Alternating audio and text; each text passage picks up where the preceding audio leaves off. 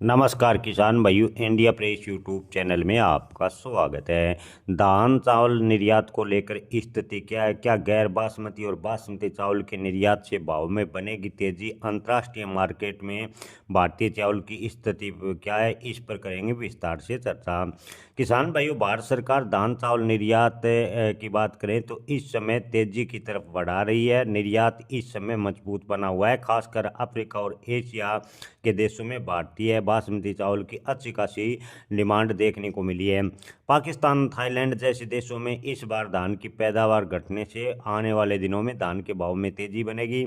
सरकार ने गैर बासमती चावल निर्यात पर रजिस्ट्रेशन अनिवार्य कर दिया है ताकि इंडिया ब्रांड को पहचान मिल सके और निर्यात बढ़ाने के लिए ब्रोकन राइस यानी टूटे चावल जो टूटे हुए चावल है उससे प्रतिबंध हटा दिया है। जबकि आपको बता दें कि अमेरिका संभावित टैरिफ की चिंता भारतीय निर्यातकों को लगातार सता रही है। अमेरिकी राष्ट्रपति डोनाल्ड ट्रंप ने भारतीय चावल पर जो टैरिफ लगाने की बात कही है, लेकिन आपको बता दें कि इससे भारतीय चावल निर्यात पर कोई बड़ा फर्क नहीं होगा, क्योंकि भारत जितना भी चावल निर्यात करता है उसका मात्र 3% अमेरिका को निर्यात किया जाता है। यानी अमेरिका जो टैरिफ की लेकर बात की जा रही है अमेरिका से, उससे चावल निर्यात पर कोई बाधा नहीं होगी। हालांकि अमेरिका के नागरिकों को इसका खामियाजा भुगतना पड़ सकता है। अगर भारतीय चावल पर अमेरिका ने टैरिफ लगा दिया तो वहाँ खाने के लिए जो चावल है वो काफ़ी महंगा होगा। ऐसे में भारतीय जो धान के किसान हैं उसको भयभीत या डरने की कोई जरूरत आवश्यकता नहीं है। आपको बता दें कि FY20 में 16.35 मिलियन टन से बढ़ाकर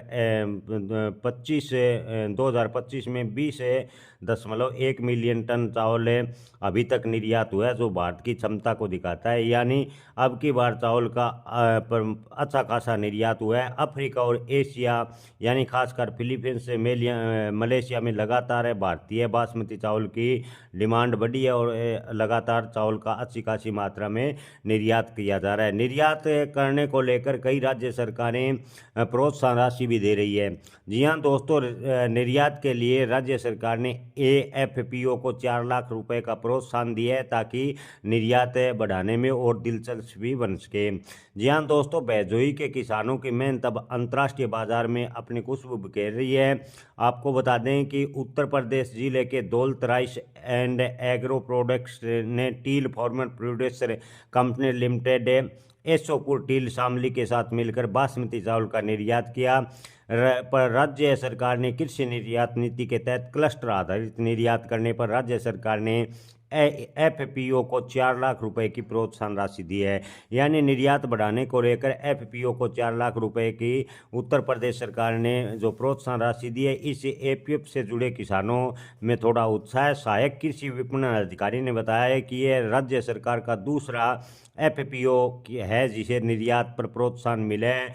2024 में भी 96.9 मैट्रिक टन बासमती चावल दुबई भेजा गया था। कंपनी निदेशक शिव वार्षणी ने बताया कि टील FPO ने 53.75 हेक्टेयर क्लस्टर के माध्यम से चावल निर्यात किया है, जिससे उन्हें प्रोत्साहन मिला है। उन्होंने कहा कि जल्द ही संबल की बासमती धान अमेरिका के अलावा अन्य यूरोपीय देशों में अपनी महक बिखेरेगी।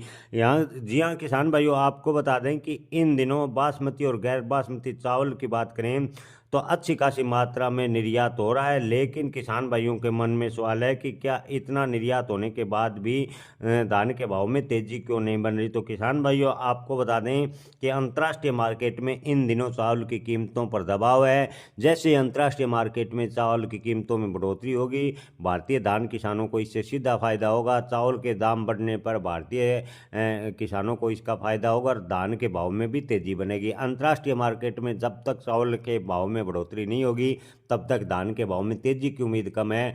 हालांकि पहले अनुमान था कि अब की बार अत्यधिक बारिश व बाढ़ की वजह से धान का उत्पादन कम हुआ, लेकिन अभी की हाल फिलहाल की स्थिति को देखते हुए उत्पादन पिछले साल के मुकाबले अब की बार ज़्यादा होने का अनुमान लगाया जा रहा है, क्योंकि कई क्षेत्रों में बुआई का रकबा बढ़ा व कई क्षेत्रों में पैदावार भी पिछले साल के मुकाबले ज़्यादा है।